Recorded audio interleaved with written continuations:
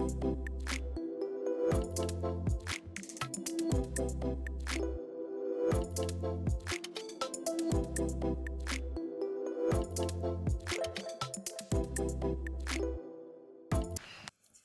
à toutes et à tous. Du fait des évolutions du monde professionnel, de la réglementation aux attentes des actifs et du monde en règle générale d'ailleurs, nous avons choisi d'explorer ensemble les moyens de repenser le monde du travail. Je m'appelle Corinne Estelle-Guillemin, je suis entrepreneur et fondatrice de Plumenvise. Notre métier, permettre à nos clients d'améliorer la productivité et la fidélisation de leurs collaborateurs. Et tous les jours, nous accompagnons des dirigeants, des directeurs et des RH dans leurs enjeux en termes de ressources humaines, de RSE ou encore de communication interne et de marque employeur. Avec No Life Bebuzz, nous vous proposons de rencontrer des hommes et des femmes de métier qui partagent avec nous leur vision, leur passion et aussi, bien sûr, leur retour d'expérience sur des sujets clés. Et aujourd'hui, j'ai le grand bonheur de recevoir Olivier Herlin. Bonjour Olivier. Bonjour Corinne. Olivier, tu es associé de Pacte Conseil, un cabinet de conseil et aussi de formation finalement, Mmh. en management social des organisations. Et aujourd'hui, je t'ai invité pour évoquer le délicat sujet de manager d'ex-collègues après une promotion par exemple. Alors, passer du rôle de collègue à celui de manager d'anciens collègues, c'est parfois un peu comme changer les règles du jeu au milieu d'une partie. Mmh. Cela peut être aussi excitant que délicat. Ce nouveau rôle implique de redéfinir les relations, de poser des limites claires, d'adopter une posture qui inspire respect et confiance. Si les managers d'anciens collègues, si manager d'anciens collègues est une situation assez courante finalement, cela présente des défis spécifiques. J'ai trouvé quelques chiffres clés qui me semblent clés en tout cas, que je partage ici avec vous pour illustrer cette réalité. Alors sur la fréquence des promotions internes, un cabinet d'études, le cabinet Hayes que vous devez tous connaître, indique que 70% des entreprises privilégient la promotion interne pour des postes de management, ce qui conduit donc souvent à manager d'anciens collègues. On est d'accord. Mais cela représente de sacrés défis relationnels. Selon Manager Go, un autre cabinet, 40% des nouveaux managers éprouvent des difficultés à établir leur autorité, on peut le comprendre, lorsqu'ils encadrent d'anciens collègues, en raison des relations préexistantes, évidemment. D'où le fait qu'il est recommandé que les nouveaux managers suivent des formations spécifiques, d'où le fait que j'ai invité Olivier aujourd'hui pour nous parler de ce sujet. Et donc, ces formations spécifiques vont permettre d'acquérir des compétences nécessaires à la gestion de cette situation et pour permettre aux nouveaux managers d'adopter une communication qui soit claire, transparente et réussir cette transition globale. Alors, comment gérer cette transition sans perturber l'équilibre d'équipe ou fragiliser les relations existantes? Eh bien, c'est ce que nous allons explorer avec Olivier, avec toi. Et donc, les défis, les opportunités et les meilleures pratiques pour réussir à manager d'anciens collègues et finalement performer, aboutir au succès tout en gardant la sérénité. Olivier, finalement, avec 70% des entreprises qui choisissent cette mobilité interne pour les postes de management, ce n'est pas si rare que ça de devoir manager d'anciens collègues. En termes de transition de collègue à manager, quels sont les principaux défis auxquels finalement ce manager est confronté lorsqu'il prend cette responsabilité vis-à-vis de ses anciens collègues? Ouais. Alors, juste pour revenir un tout petit peu sur les chiffres, tu as parfaitement raison, c'est assez fréquent, c'est très fréquent. Il faut simplement ajouter que les grandes entreprises ont la possibilité de faire de la promotion interne et de nommer quelqu'un manager dans un autre service ou un autre département pour qu'il n'ait pas à manager d'anciens collègues. Mais dans l'immense majorité des PME, c'est juste, la règle, c'est souvent que, en gros, le plus ancien ou le meilleur de l'équipe, devient manager, quoi, comme une espèce d'évidence. Et il n'y a pas de chiffres. Moi, j'arrive pas à trouver des chiffres absolument statistiques, mais en gros, il semblerait qu'à peu près un manager sur deux connaît ou a connu cette situation où il a eu à manager d'anciens collègues. Voilà. Donc, c'est très fréquent. Moi, je trouve que en fait, c'est une situation très classique pour moi d'accompagnement au changement. C'est un grand changement et tout ce qui s'applique dans l'accompagnement du changement, bah, s'applique dans cette situation-là. Je dirais que le principal défi, en fait, c'est d'éviter les 2 extrêmes, quoi. C'est d'éviter, ben, faites comme si il y avait rien de changé, comme si j'étais pas ton manager, enfin voilà, on change rien, quoi. Ça, c'est pas possible. Mais l'espèce de changement radical, de distance, de surjouer le rôle. Moi, j'ai eu un cas dans ma vie où un collègue est devenu mon manager et il me réappelait, on s'appelait par le prénom et il me tutoyait, et il m'a réappelé par mon nom de famille et il m'a vouvoyé du jour où il est passé mon manager. C'était juste totalement ridicule. J'ai mis 3 Oui, jours à comprendre ce qu'il me faisait. Il m'envoyait des trucs par courrier au lieu de me passer des coups de fil. Enfin bon, voilà. Donc on ne peut pas à la fois surjouer cette différence et changer complètement de posture, à l'opposé complètement, ou à l'inverse non plus, ne faire comme s'il n'y avait rien de changé. Ce qui me paraît intéressant, c'est de regarder comment on peut optimiser quand même les avantages qu'il y a à être un ancien collègue. Parce qu'il y en oui. a, on se connaît, on a en général une bonne estime, on a bossé ensemble, il y a un minimum de soutien, de solidarité souvent. On connaît bien la maison puisque voilà, on vient pas de l'extérieur, on connaît un peu la culture, l'ADN, les us et coutumes. Donc c'est quand même un vrai avantage par rapport à des gens qui viennent de l'extérieur, qui mettent des fois du temps à comprendre l'ADN de la boutique, comment ça marche, etc. Bah, oui, Donc, on dit quand même qu'un nouveau recruté peut mettre jusqu'à 2 ans et demi pour s'adapter, pour comprendre la culture, ouais, s'adapter au marché. Enfin, c'est énorme, 2 ans et demi. donc Donc à la oui, fois connaître la maison et connaître le métier, c'est pas simple. c'est très compliqué de la faire à l'envers à quelqu'un qui était un ancien collègue et on a fait le boulot ensemble, quoi. Donc capitalisons là-dessus, c'est des vrais avantages. Le principal inconvénient, il est relationnel, il est sur la bonne distance. Comment je joue et je prends ce nouveau rôle. Mais on va en reparler, l'histoire de la personne et du rôle, parce que je pense que c'est assez central. Oui, oui, oui, absolument. Et dans ce que tu dis, c'est vrai que moi, je connais même un ancien collègue, hein, quand j'étais salarié, qui est passé ben de débutant, qui a monté d'échelon en échelon, et aujourd'hui qui est directeur général de l'entreprise. Donc Mais il y c'est a plein de ah oui, oui, ça arrive et ça ça arrive. marche. On connaît tous le principe de Peter, mais voilà, tout le monde, on n'est pas entouré que de Peter non plus, quoi. Il y a des gens, avant qu'ils deviennent Peter, il y a quand même pas mal de marches dans lesquelles ils sont parfaitement compétents. Si Oui, on les forme, si on les accompagne, s'ils ont un minimum de qualité relationnelle, ben voilà, bien ouais. sûr. Alors, comment redéfinir la relation pour instaurer une dynamique professionnelle saine et équilibrée? Alors, je pense que c'est ce que j'étais un peu en train de dire. Le cœur du truc pour moi, c'est de toujours être très clair de quel endroit on parle. À tout moment, est-ce que c'est l'ancien collègue qui parle, qui peut être un ami, le parrain de ta fille, enfin, avoir des relations très proches, ou est-ce que c'est le manager qui parle? On doit absolument, alors il y a des fois, c'est évident, quand on anime une réunion, on est vraiment en position de manager, mais à des moments, à la machine à café, dans des moments plus informels, ou dans des entretiens, qui parle? Meilleur exemple qu'on peut donner, c'est, je sais pas, j'ai eu ça moi dans un coaching il y a pas longtemps, quelqu'un dans une équipe, on a des grosses difficultés à se mettre d'accord sur les plannings d'été, c'est à la foire d'empoigne, on a une réunion où on a passé des heures à se mettre d'accord, on a pris des critères, on a défini ça tous en commun et on s'est mis d'accord sur le planning des congés d'été. Le lendemain ou le surlendemain, quelqu'un qui est un ancien collègue vient me voir et me dit: «Ah, Olivier, j'ai appris que finalement, cet été, ma fille doit se faire opérer, puis on a trouvé une autre date avec un autre chirurgien et moi je préfère et du coup, est-ce qu'on peut changer la semaine?» et cetera. Je peux lui répondre: «Moi, Olivier, en plus ta fille, je la connais, on était au barbecue ensemble dimanche dernier, enfin j'ai absolument envie que tu puisses changer ta date d'intervention ou d'opération avec elle et c'est trouver une solution». Ça, c'est Olivier. Mais moi, manager, je change pas comme ça entre nous deux clandestinement une date ou un calendrier qu'on a mis 2-3 heures hier ou avant-hier, dont on a convenu tous ensemble en équipe. Donc, moi, je peux pas en tant que manager faire ça. Je fais pas, je sais pas je peux pas, je ne ferai pas ça.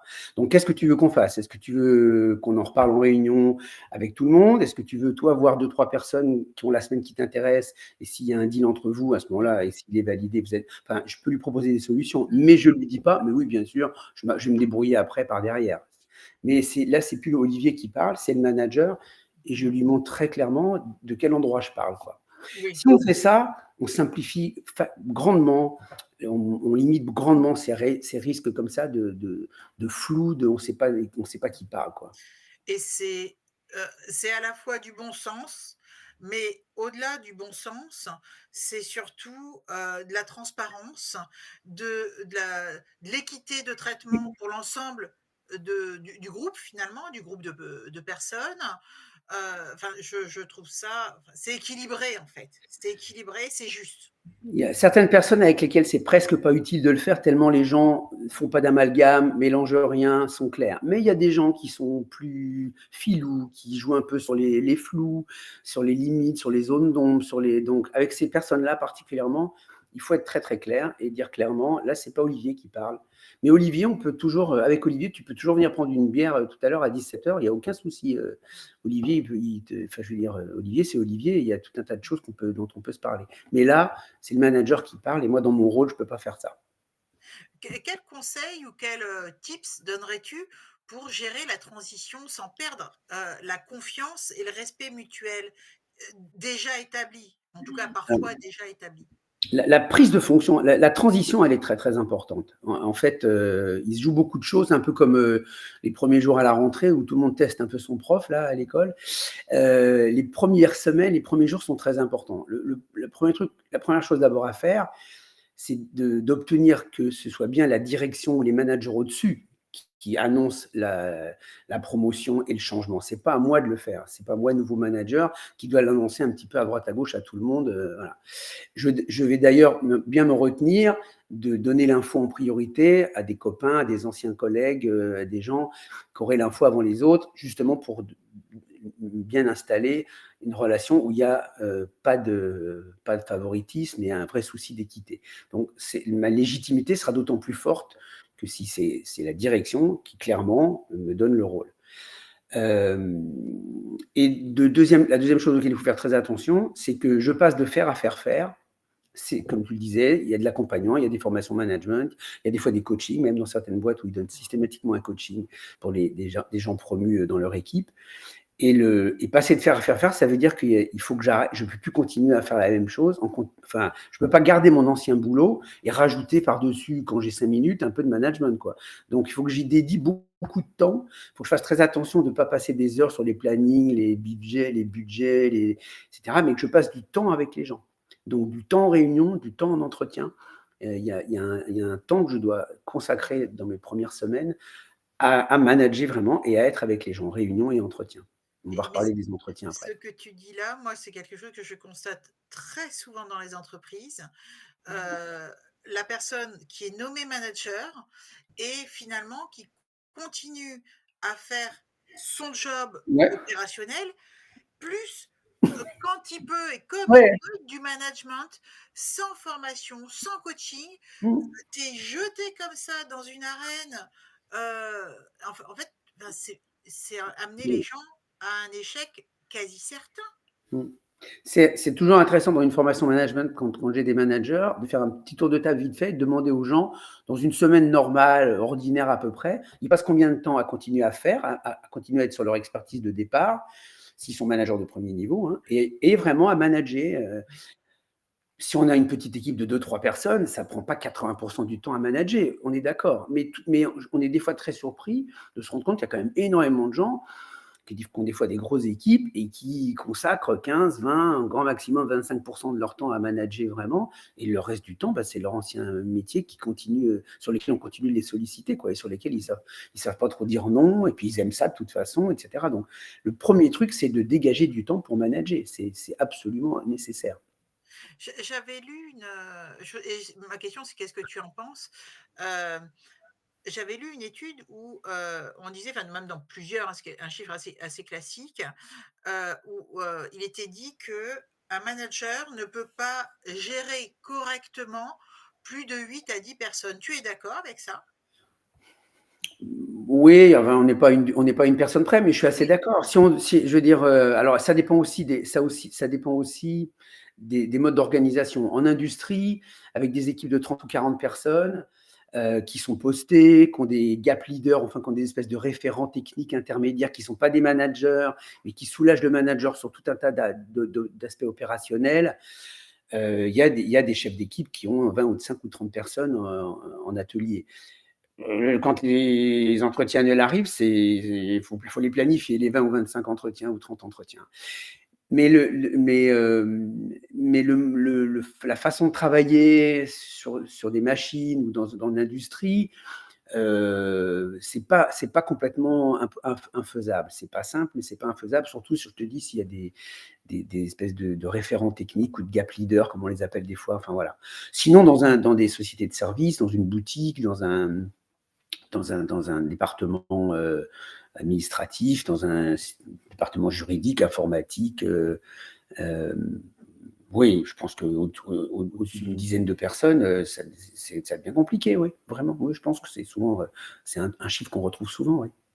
Alors, j'en reviens à notre sujet. Quel conseil donnerais-tu pour clarifier les attentes et les objectifs, tant pour le manager que pour les anciens collègues? Parce que cette étape finalement de clarification, hein, c'est comme la transition du passage d'un état à l'autre, enfin, d'une position à l'autre. Comment s'assurer en fait que les attentes et surtout les objectifs soient vraiment clairs pour tout le monde? Ben, c'est là justement que je trouve que c'est important de passer du temps en entretien individuel avec chacune personne de l'équipe, où ça devient compliqué si on a 25 personnes, évidemment. Mais c'est là qu'il est important, en tête à tête, d'instituer des vrais rituels de management, des entretiens de suivi. Alors, est-ce que c'est forcément hebdomadaire? Ça dépend un peu de l'activité. On ne suit pas des vendeurs de la même façon qu'on suit des informaticiens, peut-être, mais est-ce qu'on est à distance ou est-ce qu'on est tous dans les mêmes locaux? Enfin, il y a plein de choses qui interviennent. Mais je pense qu'il faut installer des rituels de suivi d'activités réguliers et des moments où on ne parle pas forcément que de l'activité, mais justement de la façon dont on travaille ensemble, des objectifs, des ajustements d'objectifs. Dans la caricature, évidemment, parler des objectifs une fois par an au moment de l'entretien annuel, c'est juste, ça n'a aucun sens. D'ailleurs, donner des objectifs annuels a de plus en plus aucun sens, vu la vitesse à laquelle les choses changent. Il y a de plus en plus d'entreprises qui refont non pas des entretiens annuels qui me démultiplient 3-4 fois dans l'année, mais au moins sur la partie objectif, on refait un point pour voir où on en est. Est-ce qu'il y a des choses qu'il faut réajuster? Enfin, il n'y a pas beaucoup de choses qui ne changent pas pendant un an dans une entreprise, quoi, C'est que ce ça. soit au niveau des objectifs ou des moyens. Donc, moi, pour savoir ce que un ancien collègue attend de moi, qu'est-ce qu'il a comme, quels sont les objectifs qu'on partage tous les deux, etc. Ça, c'est de l'entretien, vraiment. C'est vraiment le cœur de plein d'entretiens de management, d'évoquer les objectifs. Il y a un truc que je trouve intéressant aussi de dire, c'est que les managers sont toujours très occupés à donner des objectifs à leurs collaborateurs. Très bien. D'abord, on peut se les donner ensemble. On peut aussi laisser le collaborateur se fixer lui-même des objectifs. Et ce que je trouve intéressant et ce qui se fait rarement, c'est qu'un manager a tout intérêt aussi à partager ses propres objectifs. De toute façon, moi, manager, je n'atteindrai pas les objectifs que m'a donné mon patron. Maintenant que je suis manager, je vais les atteindre avec mon équipe, pas tout seul. Donc, pour que tu comprennes bien pourquoi moi je vais te casser les pieds sur ce sujet-là pendant toute l'année, bah, c'est bien simple, c'est que moi j'ai un objectif moi-même là-dessus. Et il faut que je le décline et je ne vais pas y arriver tout seul. Donc, peut-être que je ne suis pas obligé de faire des photocopies de mon entretien annuel, ça ne regarde pas tout le monde, ce qu'on a pu se dire avec mon chef. Mais la partie de l'entretien annuel où on m'a donné mes objectifs, je ne vois pas pourquoi je ne pourrais pas le partager avec les gens de mon équipe, parce que ça donne d'autant plus de sens c'est pour ça qu'on va dans cette direction-là. C'est que moi-même, on m'a donné cette direction-là et ces objectifs-là cette année. On revient sur une transparence dont tu parlais tout à Oui, l'heure. oui. Mais c'est vrai que moi sur cette partie objectif, j'aime bien en fait, heu, donner un peu un ordre, dans les entretiens annuels et donc cette mise en place des objectifs. Si les opérationnels ont leur entretien annuel avant les managers, ça va être compliqué pour mettre en On balaye l'escalier à place l'envers là. Ouais, locaux. ouais, je suis d'accord avec toi. Ouais, ouais. Et c'est souvent le cas. Ils sont C'est très oui, occupés, on va le reporter, et cetera. c'est Ça met ça. souvent les managers en porte-à-faux de dire: «Alors est-ce que j'attends, la Saint-Glinglin pour faire enfin mes entretiens?» parce que le mien a été reporté 3 fois, mais je vais le faire quand je vais les faire quand? Et j'en ai 10 à faire donc voilà. Mmh. Oui et mais l'exemplarité aussi nécessaire, de par les dirigeants de par les managers, enfin, c'est vraiment une nécessité. C'est pas un luxe et c'est pas pour se faire plaisir. Il y a vraiment cette Il y a une logique, exemplarité. enfin, je veux dire, c'est d'une logique implacable, je veux dire, C'est ça. C'est du bon, bon sens. Enfin, moi, c'est vraiment du bon on est sens. d'accord. Heu, comment comment s'assurer que, cette nouvelle organisation, donc avec un ancien collègue, qui assume désormais une fonction managériale, comment s'assurer qu'il n'y a pas de biais avec du favoritisme, avec, d'autres qui sont peut-être pénalisés parce que, bah, nous ne sommes que des humains, donc il y a des gens qu'on aime mieux que d'autres, il y a des gens qu'on considère plus, heu, plus positivement face à leur travail que d'autres. C'est normal, hein, ce sont donc les biais humains. Comment s'assurer finalement que cette nouvelle relation, cette nouvelle organisation n'amène pas des biais, toxiques pour la performance? C'est c'est, c'est le sujet classique de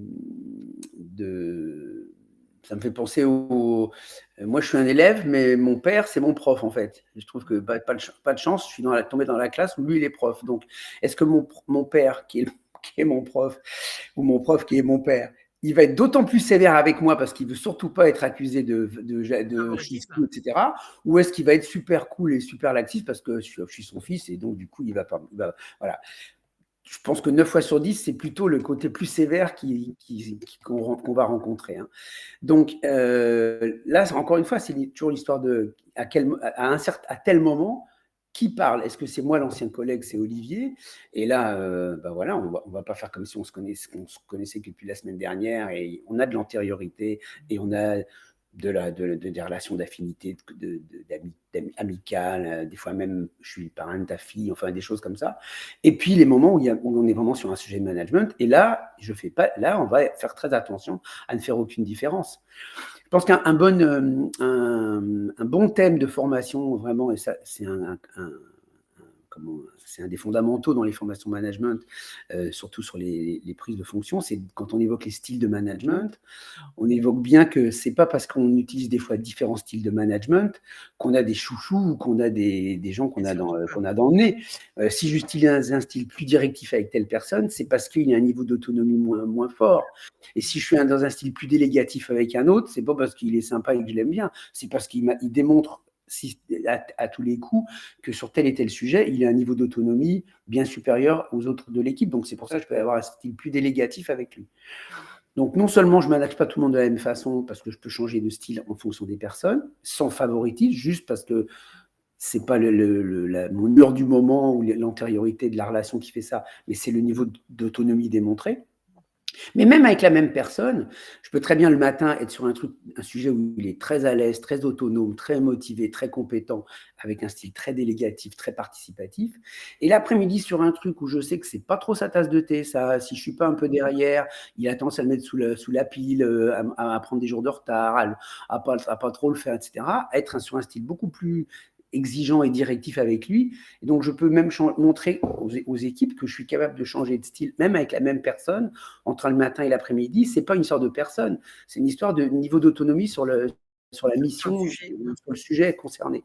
Donc, si on est très attentif à ça, on éloigne, enfin, on écarte les suspicions de c'est le chouchou, ou c'est le préféré, ou il l'a dans le nez, ou on évite d'être sur ces sujets-là. Si on fait, il n'y a aucun souci à utiliser des styles de management très différents avec différentes personnes, et même avec la même personne, pas au même moment de la journée, parce qu'on n'est pas en train de parler du même sujet. Et que faire si, le le un ancien ou plusieurs anciens, enfin si il y a hem, heu, tu sais, une espèce de rejet de cette promotion ou peut-être, j'en sais rien, rejet parce que on trouve que la personne qui vient d'être promue, n'est pas compétente, parce qu'il n'a pas le style de management, le truc extraordinaire qu'on imaginait, pour ce poste-là, parce qu'on peut être jaloux, parce qu'il y a 1000 et une raisons qui font que cela peut amener Bien sûr. des sentiments négatifs. Mmh. Que faire dans ces cas-là? Alors, d'abord, il y a un cas de figure quand même qui est pas rare, c'est que moi, j'ai été promu manager, mais il y a quelqu'un d'autre qui voulait le poste aussi. On a la Oui, direction a un peu hésité entre 2 personnes, puis finalement, c'est moi qui finis par avoir le donc non seulement il y a quelqu'un de mon équipe dont je deviens le manager, mais lui, il aurait bien pris la place, quoi. C'est pas rarissime non plus ça. Donc, dans toutes ces situations-là, pour moi, la réponse, elle est vraiment dans une qualité, une régularité de feedback très, très grande. C'est-à-dire qu'à chaque moment où ce sujet-là peut tomber, par exemple, quelqu'un qui a l'air de traîner un peu des pieds, de me dire oui par devant, mais de faire non par derrière, de jouer un peu le rebelle, voir si je vais, un peu comme je disais, les enfants qui testent le prof le 3 septembre, là, pour voir si je vais réagir ou pas. Il faut absolument pas laisser passer le truc et il faut en parler en entretien, pas en réunion, mmh. pas que ça fasse caisse de résonance avec 10 personnes. Mais là, il faut qu'on en parle tous les deux. Faut que je te parle de ce qui s'est passé hier. Et moi, j'ai eu l'impression à un moment que tu manifestais une forme de résistance à mon autorité. Ou j'ai eu l'impression que tu me dis, ça fait plusieurs fois, que tu as l'air de me dire oui par devant. Et quand je reviens, en fait, le truc, il n'est pas fait. Il faut qu'on parle de ça. Il y a 2 choses qui se cumulent là, c'est la capacité à se donner du feedback, mais la capacité aussi à ce qu'on appelle métacommuniquer. C'est-à-dire communiquer sur la communication qu'on a. C'est un mot un peu barbare, métacommuniquer, mais c'est un truc c'est un mot compliqué pour dire un truc très simple. C'est on métacommunique quand on parle, quand le sujet de notre communication, c'est justement notre communication. Donc parlons de comment on bosse tous les deux, parlons de notre relation. Donc là, on métacommunique quand on parle de ça. Quand on parle de la météo, ben, on parle de la météo, mais quand on parle de comment on communique, ben, on métacommunique. Voilà. Donc, par exemple, dire à quelqu'un, je sais que c'est pas simple du tout, on était anciens collègues, et c'est ni pour toi ni pour moi, la situation, ce changement de rôle, il est forcément un peu compliqué, et il faut qu'on soit malins tous les deux, parce qu'il y a des rives et des trucs des pièges dans lesquels on peut tomber, soit toi, soit moi. Mettre des mots sur la situation et en parler. J'enfonce un peu des portes ouvertes, ça paraît tellement simple de dire, il suffit d'en parler. En fait, on sait très bien que les non-dits sont les plus grands poisons dans les relations et que c'est ça qui fout le bazar dans les relations. C'est rarement ce qu'on se dit qui fout le bazar, c'est tout ce qu'on se dit pas. Donc, si ce sujet, par exemple, d'autorité, de quelqu'un qui traîne un peu des pieds, qui a l'air d'envoyer des signes un peu de jalousie ou de je sais pas quoi, donc, mettons-nous à côté, faisons un pas de côté, descendons du vélo pour regarder comment on pédale. Parce qu'on on peut pas regarder comment on pédale si on reste sur le tandem, quoi. Donc, il faut qu'on descende du tandem et voir regarder tous les deux qu'est-ce qu'on est en train de faire en ce moment. Ça nous va pas, qu'est-ce qu'on pourrait faire de différent? Il y a un sujet, il y a de la jalousie. On peut parler de, Oui, bien sûr. je sais moi, ou je ne savais pas, j'apprends, je ne le savais pas, que toi aussi tu avais postulé pour le poste, mais je l'ai appris la semaine dernière, je n'étais même pas au courant. Enfin, est-ce qu'on peut parler de ces sujets-là? Je pense que ça règle pas tout d'en parler. Mais en tout cas, ça règle strictement rien de ne jamais en parler, quoi. Ça, c'est sûr, Oui, ça ne fait qu'empirer, ça ne c'est fait sûr. qu'empirer, amplifier, etc. Donc, j'ai une réponse un peu, pas tarte à la crème, mais une réponse qui est pour moi absolument essentielle, qui est parlons-en. Et il faut être capable de parler de la relation qu'on a, et y compris des difficultés qu'on a, que ce nouveau rôle génère automatiquement. Oui, et puis essayer de Normal. trouver des solutions pour que chacun trouve sa place Ouais. et qu'on aille vers quelque chose de positif. Et on peut métacommuniquer et donner du feedback positif. On peut dire à quelqu'un, je voulais te dire que là, ça fait 2 mois maintenant que j'ai pris le poste et j'apprécie vraiment le fait que tu fais très attention à pas mélanger le boulot et le fait qu'on était copains et qu'on Merci reste beaucoup. copains avant. Et je trouve que dans plein de situations, on garde des relations au boulot en tout cas qui sont très professionnelles. Et moi, ça me simplifie la vie en tant que manager. Merci beaucoup. On a le droit de dire ça, quoi. Oui, d'ailleurs, enfin, ça me fait rebondir sur une question que je voulais te poser. Comment encourager, la bonne collaboration au sein d'une équipe dans ce genre de situation? Mais je trouve que la collaboration, la bonne collaboration dans une équipe, enfin, je pense que il y a une espèce d'illusion là qui est que la coopération c'est naturel, quoi. Ce qui est absolument faux. Je veux dire, la coopération, enfin, nous, on n'a absolument pas un système, à commencer par l'école, où la coopération est naturelle, hein. Moi, si pendant une interrogation écrite, je vois mon voisin en perdition et que le prof ne me regarde pas et que je lui montre ma copie pour qu'il puisse pomper sur moi, si on se fait surprendre par le prof, on a zéro tous les deux, quoi. Sanctionner. En entreprise, normalement, si je vois un collègue un peu en perdition qui a du mal et que je viens lui filer un coup de main, je pense qu'il y a pas grand monde qui nous tape dessus en nous disant: «Faut surtout pas faire ça». Mais c'est pas ainsi intuitif que ça. Donc, c'est un long travail d'amener les gens qui ont des fois des objectifs et des secteurs ou des clients différents ou des compétences, des périmètres différents à être dans une vraie coopération. Donc, c'est jamais simple.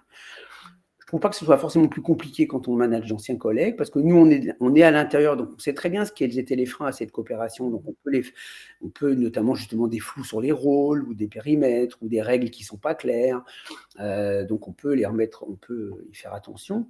Euh, je pense que ce qui est très très important, c'est de continuer. Tu parlais de l'entretien annuel. Oui, Continuons à donner des objectifs, continuons à donner des objectifs individuels à chacun, mais donnons certains objectifs où on y arrive tous, où personne n'y arrive, quoi.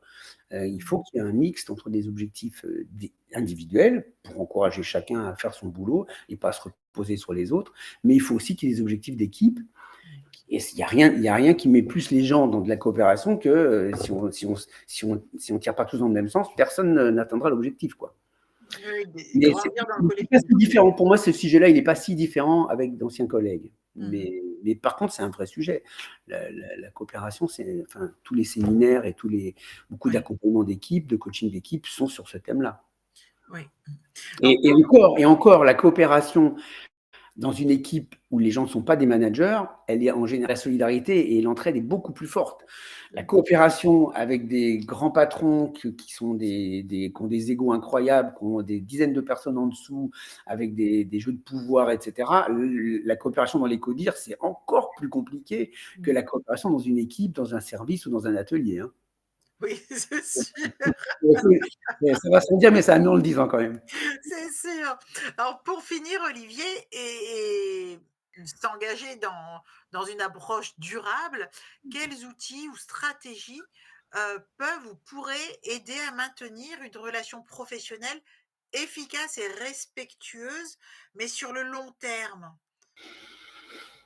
Je reprends des choses qu'on a déjà dit, l'importance d'être très clair sur les rôles, qui parle, est-ce que c'est l'ancien copain ou est-ce que l'ancien collègue ou est-ce que c'est le manager, vraiment installer des rituels vraiment réguliers d'entretien pour parler, y compris de comment on bosse ensemble et pas uniquement de l'activité et du métier. Et puis, il y a quelque chose je trouve, qu'on néglige souvent dans les fondamentaux du manager. On voit bien que le manager, on attend de lui qu'il dise qui fait quoi et où on va, c'est quoi les objectifs. Il y a un troisième élément qu'on oublie un peu et qui est super important, c'est quoi le cadre? C'est quoi les règles du jeu? Est-ce qu'on est clair sur comment on joue ici? Qu'est-ce qui est autorisé? Qu'est-ce qui est pas, tout ce qui n'est pas interdit est autorisé, tout ce qui n'est pas autorisé est interdit. Enfin, qu'est-ce qui est. Et très souvent, on va rappeler les règles quand elles ont été enfreintes ou quand elles étaient vraiment pas claires ou quand il y a eu un clash. Mais je pense que tu parles de trucs un peu durables, etc. Je pense quelque chose qui est la responsabilité absolue des managers, c'est de poser le cadre, poser et tenir un cadre. Donc, j'ai une occasion en devenant manager, en étant promu, ben je suis bien placé pour savoir, puisque j'étais manager avant, qu'est-ce qui n'était pas clair dans le cadre, là où il y avait du flou, là où il y avait des règles que certains respectaient, d'autres respectaient pas, ou quand ça nous arrangeait, etc. Donc, remettre du cadre, ça, c'est vraiment une préoccupation extrêmement importante. Enfin, je joue un peu sur les mots, mais la raison pour laquelle on dit que les gens font partie de l'encadrement, la racine du mot encadrement, c'est cadre, hein. Cadre. C'est parce que le premier, un peu comme les parents d'ailleurs, hein, il y a beaucoup de parallèles entre l'éducation des enfants et le management. Je suis sûr que tu as dû faire des émissions, des vidéos là-dessus aussi, ou en tout cas, il y en a plein à faire. Ce que les enfants réclament, même si c'est pour essayer de jouer avec, c'est d'avoir un cadre. S'il n'y a pas de cadre, c'est terrible. Mais les adultes, c'est la même chose. Et on ne peut pas travailler ensemble. On ne peut pas jouer à un jeu si on ne s'est pas mis d'accord sur les règles du jeu avant, quoi. Donc, mettre du cadre. Et le cadre, les règles, c'est beaucoup plus souple que la loi, quoi. Je veux dire, la loi, c'est compliqué à changer, hein. Il faut passer devant le Parlement, le Sénat, tout ça. Une règle, on a mis une règle en place.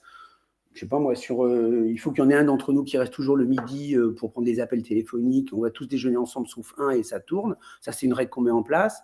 Le jour où on a un report du téléphone sur nos portables, on change la règle, hein. On dit: «Bon, ben, voilà, on va tous manger ensemble, mais il y en a un qui a pris le CI et ça tourne aussi, mais il y en a un qui a le rappel téléphonique sur son portable». Donc la souplesse d'une règle, c'est qu'on l'ajuste, on l'annule, on la remplace, on la met parce qu'on en a besoin. Et c'est quand elle est obsolète, on la supprime. Quand on se rend compte qu'il y en a une qui manque, ben, on la crée. C'est beaucoup plus souple, mais c'est très, très important et je pense que souvent, les managers sont très focalisés sur, dire qui fait quoi, clarifier les rôles, donner les objectifs, oui, et les règles et comment on joue, le cadre, bon. Mmh. Donc ça, C'est moi, vrai que ça laisse souvent, c'est souvent enfin, ces 2 sujets, la règle et cadre, c'est souvent le parent pauvre finalement, bah, comme mmh, si ça était évident, quoi. Comme si c'est pas le règlement intérieur. Et encore, faut faire très attention. Les règles, c'est des règles internes. Elles sont orales. Elles sont en général écrites nulle part, hein. Et non, d'ailleurs, quand on arrive dans une entreprise, quand on arrive dans une équipe, les premières semaines et les premiers mois, on passe notre temps à essayer de comprendre c'est quoi les oui, règles du jeu. On a le droit de demander ce papier-là en direct à machin ou il faut passer par son assistante. Pour les pauses, et on peut mettre de la musique ou pendant qu'on travaille. Enfin, il y a des trucs où ça n'a rien à voir avec le règlement intérieur. C'est local, c'est non écrit, on peut pas bosser ensemble si ces oui, si on règles-là. sait pas. Et c'est le rôle du manager, s'il y a du flou, d'enlever le flou, s'il y a un trou, de boucher le trou, s'il y a des gens qui respectent la règle et d'autres qui la respectent pas, de dire attendez, la règle elle est pour tout le monde, à commencer par moi le manager. Enfin, cette attention portée au cadre et à la règle, c'est absolument essentiel et c'est des fois le parent pauvre, c'est des fois le truc un peu quand on a Oui le temps, quoi. Mm. et ça donne du sens au travail de chacun aussi. C'est tellement, on peut pas jouer à un jeu si on ne passe pas. Je veux dire, on peut pas jouer à la belote si toi tu penses qu'on coupe à cœur et moi je pense qu'on coupe à pique, ou si toi tu penses que la carte la plus forte c'est l'as, et moi je dis mais non, as c'est un, la plus forte c'est le roi. Comment tu veux qu'on joue aux cartes si on n'est pas d'accord là-dessus au Oui, départ? On peut pas oui. jouer. Donc c'est aussi simple que ça. En tout cas, merci beaucoup Olivier. C'est Mais je toujours t'en prie, passionnant d'échanger avec toi. Merci beaucoup mais je te et remercie, j'espère qu'on c'est un vrai fera sujet, hein. C'est un vrai sujet, oui, c'est un mais sujet très j'espère vraiment intéressant. qu'on fera un autre sujet, rapidement, ensemble Avec plaisir. pour nos auditeurs et nos participants. Notre live, vous l'avez compris, se termine. Donc manager d'anciens collègues peut sembler un exercice d'équilibriste, mais c'est aussi une formidable opportunité pour renforcer la cohésion et la performance des équipes. Merci avec, ben, tous les tips, tout ce que tu as pu partager, avec nous. Merci à nos auditeurs et à nos participants. Ne manquez pas nos prochains, rendez-vous Bibuzz, donc les mardis à 10h30 sur LinkedIn et également en replay, donc sur notre chaîne, YouTube Plume and Biz et je vous dis à très bientôt et prenez soin de vous. Merci encore Olivier. Au revoir, merci.